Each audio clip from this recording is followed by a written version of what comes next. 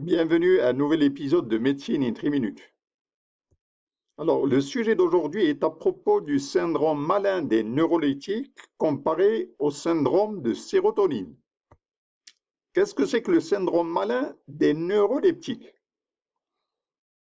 C'est un syndrome qui menace le pronostic vital de l'individu lors de la prise d'antipsychotiques qui entraînent des effets secondaires. Les manifestations essentielles de ce syndrome sont en nombre de 3. L'état mental est altéré, il existe une rigidité musculaire et l'hyperthermie, la fièvre, est aux environs de 40 voire 41 degrés Celsius. En plus des 3 symptômes essentiels que je viens de citer, il existe d'autres symptômes d'accompagnement tels que l'hyperactivité autonomique, c'est-à-dire une tachycardie et une tachypnée. Sur le plan biologique, il y a une rhabdomyolyse avec une augmentation de la créatine kinase par, les métabolismes de la libération des muscles. Alors j'insiste sur la rigidité musculaire, en plus de la confusion, une tension artérielle variable, une hypersudation, une tachycardie. Comme j'ai déjà dit, j'ai parlé de la rhabdomyolyse. Il peut se compliquer par une déshydratation et une hyperkaliémie, une augmentation du potassium sanguin avec des conséquences rénales telles que l'insuffisance rénale et les convulsions. L'altération du statut mental, c'est le signe d'appel. Il existe 2 types de causes pour ce syndrome. Alors, le premier chapitre, c'est les effets secondaires des antipsychotiques. Le deuxième, c'est des effets secondaires des antiémétiques. Alors, on commence par les antipsychotiques. Alors, les antipsychotiques, classiquement, il y en a 2 types. Il y a les antipsychotiques typiques et des antipsychotiques atypiques. Alors, parmi les antipsychotiques typiques, c'est-à-dire ce sont les plus anciens, il y a le classique haloperidol, qu'on prescrit souvent pour les agitations.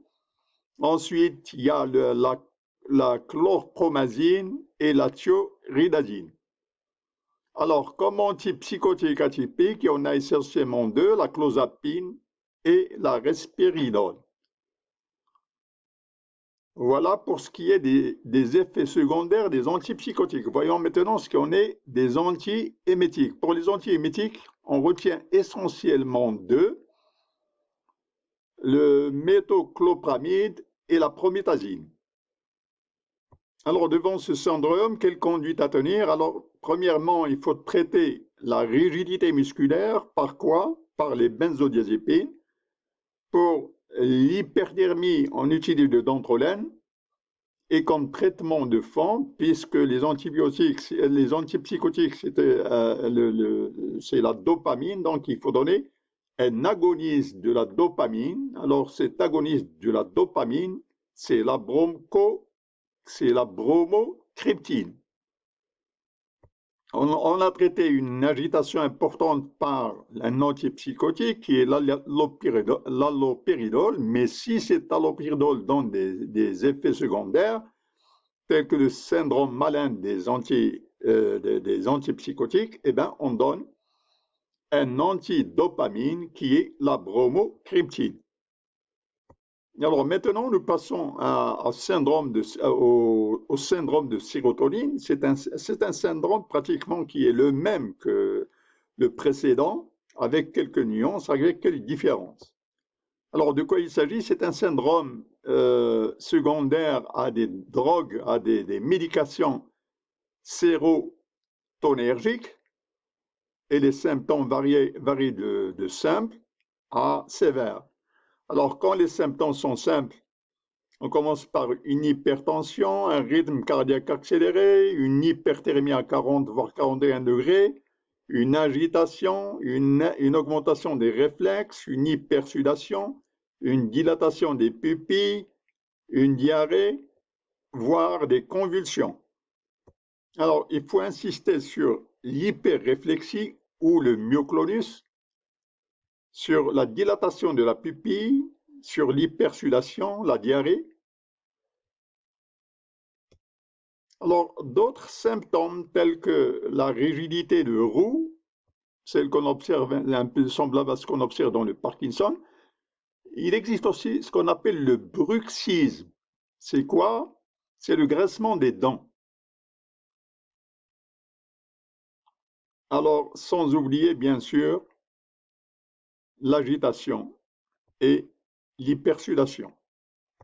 Qu'est-ce qui cause ce syndrome? Eh bien, ce syndrome, il survient à cause des antidépressifs.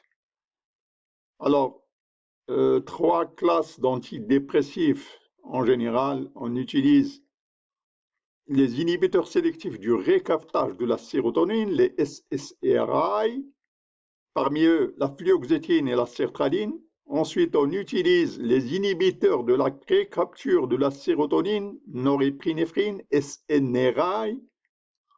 Alors, les chefs de file sont la venlafaxine et la duloxétine. Et puis, on utilise aussi les tricycliques, les dérivés tricycliques tels que l'adafranil et le tofranil. Alors, comment retenir ce syndrome? Alors, il existe des petites phrases. Alors, le syndrome de sérotonine, pensez au chapeau, fou comme un chapelier. La chauve-souris, aveugle comme une chauve-souris. La betterave, rouge comme une betterave. Le lièvre, chaud comme un lièvre. Et l'os, sec comme un os. Alors, je répète, fou comme un chapelier, aveugle comme une chauve-souris, rouge comme une betterave, chaud comme un lièvre et sec comme un os. Alors, comment traiter ce syndrome? Alors, ce syndrome, premièrement, il faut stopper l'usage du médicament causal.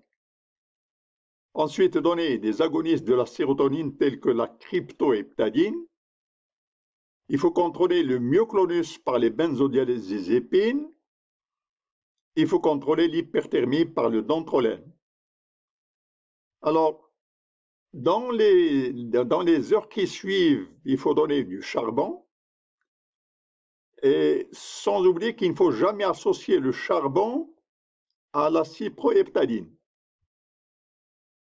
Alors, il existe trois entités qui donnent pratiquement les mêmes symptômes et il y a certains signes subtils qui permettent de différencier entre les trois entités. Alors, ces trois entités, c'est le syndrome malin, l'hyperthermie maligne, le syndrome de la sérotonine et le syndrome des neuroleptiques, et le syndrome malin des neuroleptiques. Alors, les trois syndromes ont en commun une altération de l'état mental, une hyperthermie avec une rigidité musculaire.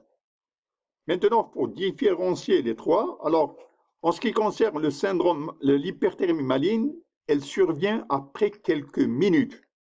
Alors que le syndrome de sérotonine, il survient, lui, après quelques heures. Pour le syndrome malin des neuroleptiques, il survient après des jours. En ce qui concerne le transit, alors, pour le syndrome de la sérotonine, c'est une diarrhée. Pour l'hyperthermie maligne, c'est une constipation. Il n'y a pas de changement de transit en ce qui concerne les neuroleptiques malins. L'élément important pour le syndrome de sérotonine, c'est la dilatation de la pupille et le myoclonus, c'est-à-dire une activation, une exagération des réflexes. Sans oublier que pour le syndrome malin des neuroleptiques, la fièvre peut atteindre 40 degrés et le pronostic vital du patient est mis en jeu. Alors, je vous rappelle que pour le syndrome malin des neuroleptiques, pensez aux effets secondaires des antipsychotiques et pour le syndrome de sérotonine, pensez aux effets secondaires des antidépressifs. Merci d'avoir assisté à cet épisode de Médecine en 3 minutes. Voulez-vous cliquer le bouton like, d'adhérer à la chaîne si vous ne l'êtes pas encore, et comme toujours, vos suggestions sont toujours bienvenues. Merci.